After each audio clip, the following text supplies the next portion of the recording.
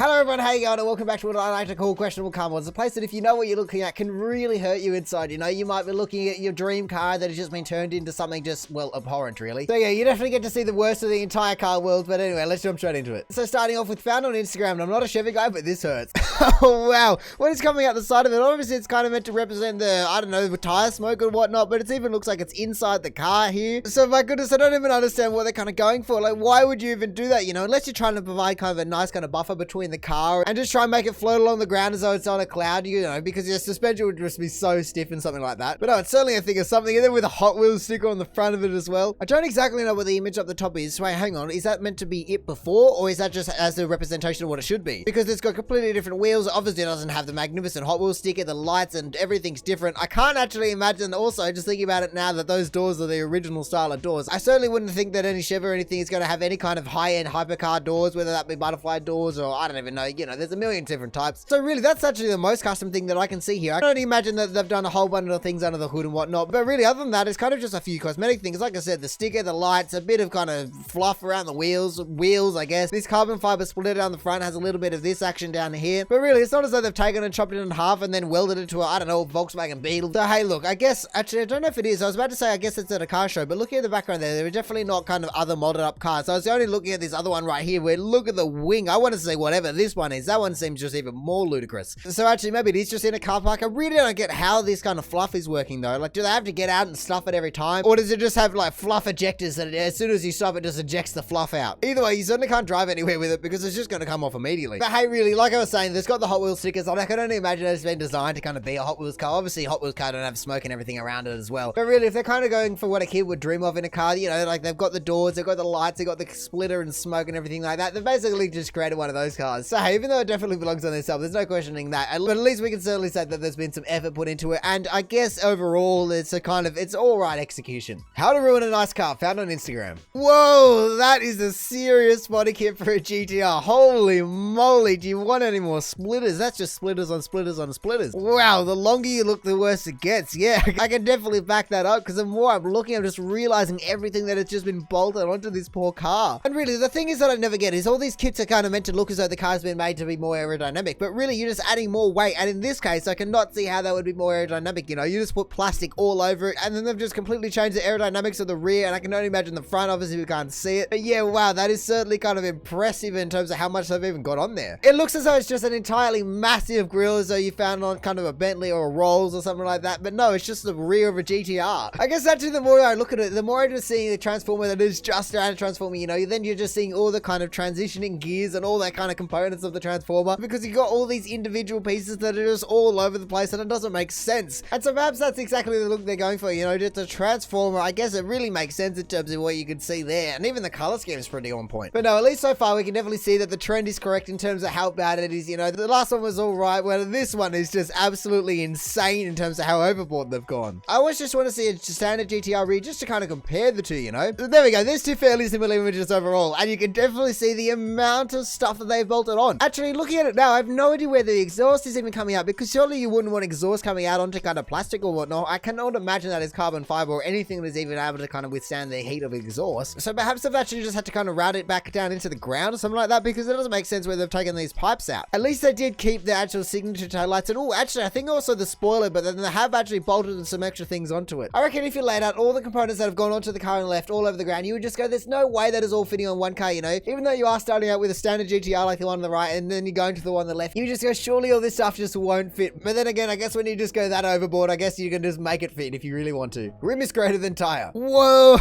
wow, what the hell? First I actually thought they'd kind of done like the Bugatti Bolide, or is it the Bolide? No, what, the most expensive car I ever sold, but they actually just painted on, I'll see if I can, yes, that's one, I'm not even going to pretend I can pronounce that. But yeah, if you go between these two images, we can see that they're basically the same thing because of the tires. But no, you can see what I was talking about, how they actually painted the rim onto the tire to kind of give it that extra look, and that's what I thought this one was in the beginning, but it's not. It's just absolutely ultra low tires, unless they've actually done it from there, you know. That would be some seriously small rims. I didn't even know that anyone manufactured a tire that low profile. Like, it just looks as though they've just taken a knife to a standard tire and then just kind of glued it onto a rim or something like that. Because really, usually have to have some kind of sidewall, but that can't even be counted as sidewall anymore, considering the fact, well, there just isn't. The rubber of the sidewall is just as thick as the rubber on the kind of the tread of the tire. But really, I think what I'm most confused about is just the fact that they put on kind of a Nissan. I don't even know what that car is, but a Nissan, and certainly not a GTR Nissan, but just a standard kind of just family sedan Nissan. Because really, if those wheels were put on the last car that we saw, it wouldn't have even looked out of place. It just would have kind of blended into the rest of the madness of the car. But considering nothing else was being done to the car, and that's the tire and wheel combination that they've gone with, it just looks so weird. I mean, it doesn't actually look that bad in my own personal opinion somehow. I mean, don't get me wrong, it certainly doesn't fit, and maybe I'm just kind of numbed from the last post, but I feel as though it just kind of works. It is completely over the top, but it's not just ridiculous, if that even makes sense. But no, I don't even really know who would even make a rim like that. Maybe it's actually made for kind of a massive, kind of like in cars when they say, man, I've never been off-road. Yeah, here we go. Kind of like one like this, you know, that's the only kind of time I would see these wheels fitting on anything. Because when you do this and you actually put it outside the car, you actually have room to kind of fit, I don't know, 24-inch rim or whatever that thing is. And then from there, you can actually put massive tires on it, but at least they have a little bit of sidewall, whereas this one just has absolutely nothing. So yeah, I guess all in all, it's just confusing about who would even be driving and making that decision to have those wheels and tires on their car. So I wish we had a photo, or wish I could meet the person that actually drives the thing, because I just have some questions for them. But strangely enough, I kind of feel as though I like it, you know, like I said, it's kind of like this one, and then it's kind of also like this one. And I guess considering this is the most expensive car ever sold, and this is the most expensive,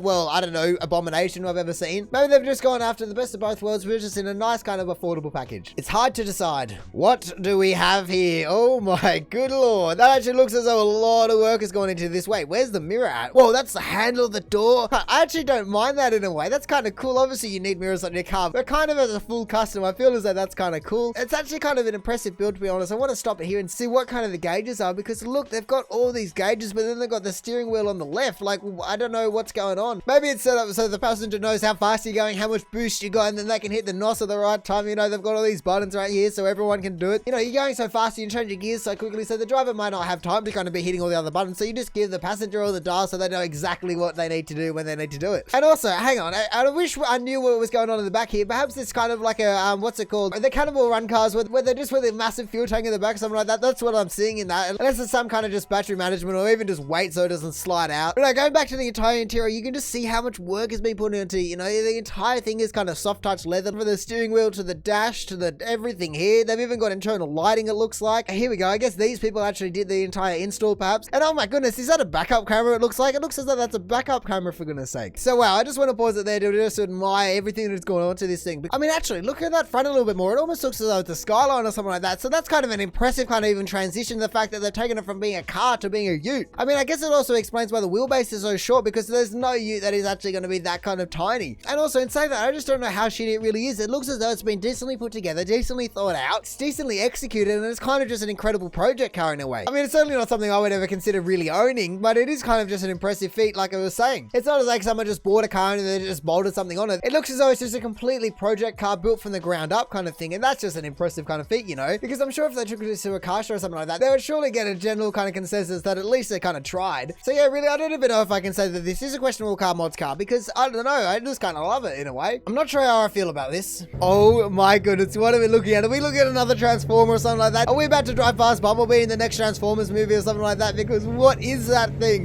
Here we go. At least we're seeing kind of just standard cab, you know, not that a stupid cam that we sometimes see. That is probably the maximum camber that anyone should ever have. It's just slightly cambered, but those wheels are absolutely massive. Is that like a Lamborghini Gallardo that has just been absolutely taken to the max, or what is it? It's honestly just incredible, because it looks as though someone's just taken a whole bunch of cardboard, spray painted it yellow, and then just kind of hot glued it on or something like that. You know, you just see this wing and this scoop over here, everything about it is just kind of like, what is going on to the top of it? But hey, at least you can definitely say with this one, unlike some of the other ones that we see, you can definitely runs and you can drive it on the road. I mean, you can probably only drive it on the highway considering just how little ground clearance that car has, and I can only imagine that the front splitter just gives no room for kind of any speed bumps. But no, I feel as though that is just someone's absolute pride and joy, and they have no idea what they're even driving in a way. And also, the person filming is obviously doing so from inside a car, and the fact that it's that loud just inside a car, that just means that it's just an absurdly loud car from the outside, you know? Actually, I have no idea what that word is, besides maybe being a Countach. Wait, hang on. Oh, it is a Countach. Oh my goodness. Wait, hang on. How did I not realize this earlier? Oh my goodness, that makes so much sense now. For some reason, my mind was actually locked on that it was something a little bit more modern, like a Gallardo or something like that. Because really, I was looking at it going, wow, that's actually been quite well done, you know. That roof scoop and everything has been seamlessly just joined into the entire thing, and the exhaust system, everything about it. It kind of looks as though it's been well done. Here we go. We'll kind of compare the pair and see what they've kept, you know. So they've kept the sides. I feel as though the actual body panels have virtually been left untouched, and besides making room for this exhaust, because there's no way that that's standard. But really, it kind of almost looks standard in a way. So yeah, I guess at least now I know what it is, and I could definitely say that it is kind of a questionable car mod, considering there is no way that anyone should be doing that to a Lamborghini. You know, regardless of the kind of stigma around the Countach, there is no way you should be doing that to a car. And I'm sure if kind of Lamborghini found out about this, I'm sure they would kind of recall the car if they could, because no one should be putting that exhaust, those tires, and that mirror on a Lamborghini. It just does not belong, you know, even though they are kind of meant to be flamboyant cars in a way. That is just ridiculous. That belongs on skylines only, basically. So really, I think we just have to have a moment's silence for this Lamborghini and just what the poor thing has even been turned into with those wheels and the exhaust. It's just really a shame, isn't it?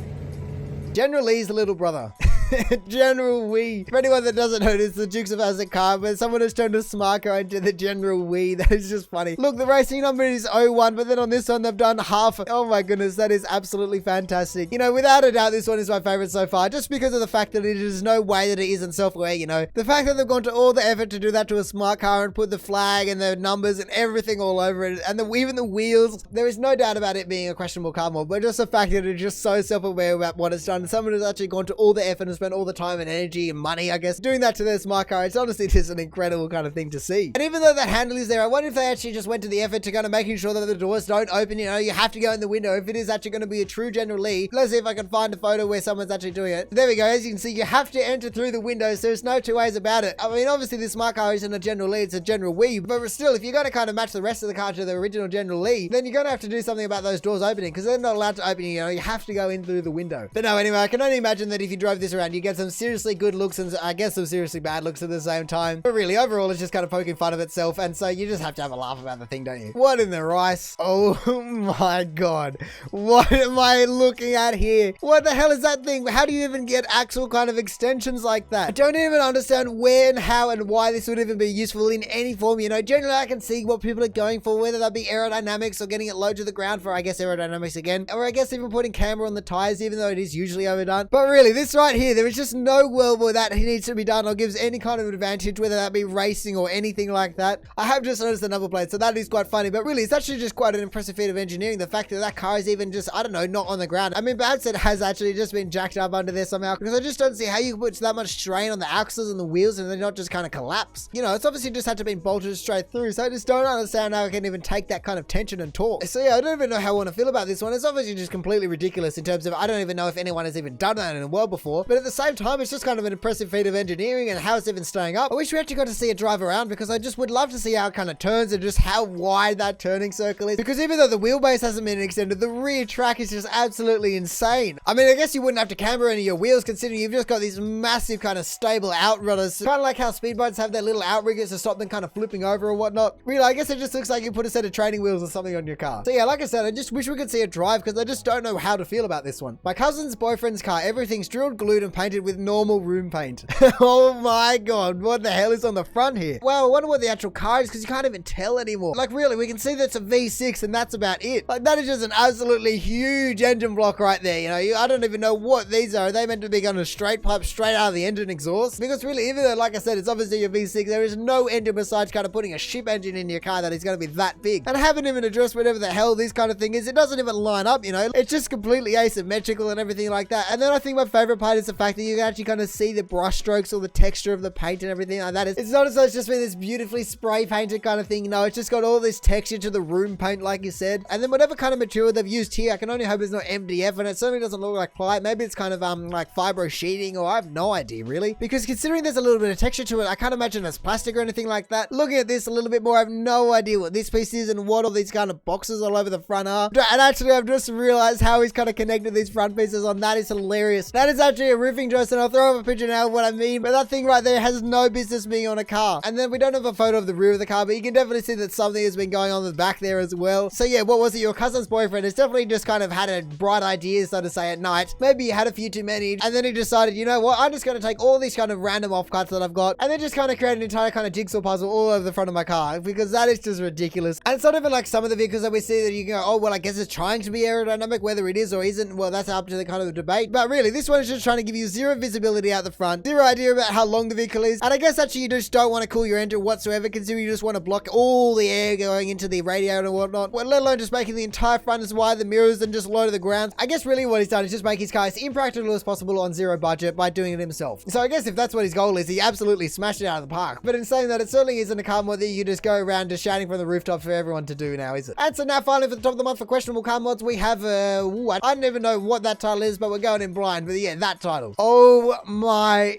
god, what is all over the back of this? Wow. I don't even know if I can show half of the things on the back of this truck because it is just absolutely outrageous. I guess I can kind of read out the ones that I think I won't censor, but don't tread on me. Second Amendment, I guess this nice rack is talking about, you know, like a shelving rack or something like that. If you can read this, you're too close. Shut up and something, that's too tiny. God, it really is just absolutely ridiculous kind of the range that they've got on here. Like I kind of said, I feel as though some of these stickers are against TOS or YouTube, so I certainly don't know if I can include all these stickers, but I guess that really just shows you how kind of trashy this person is, because yeah, it's your truck and I guess you do what you want with it, even though that is kind of very distasteful in a way. But really, let's be honest, it's just completely insensitive to everyone else on the road. There is no reason for you to be having all those stickers all over your car. I understand having a couple of stickers on the back of your car, but come on now, that is just absurd. The fact that I've actually had to make the entire back of this car just be black, it just really does tell you something about it, doesn't it? But anyway, that is going to do it for the top of the month for questionable car mods, so thank you for watching. If you enjoyed the video, feel free to do the YouTube channel and links down below. Other than that, you know, we check out awesome posts all over Reddit, so make sure you check some of the other videos out now, or maybe just even want to consider subscribing so don't miss another one of these in the future. But all in all, have a good one and see ya.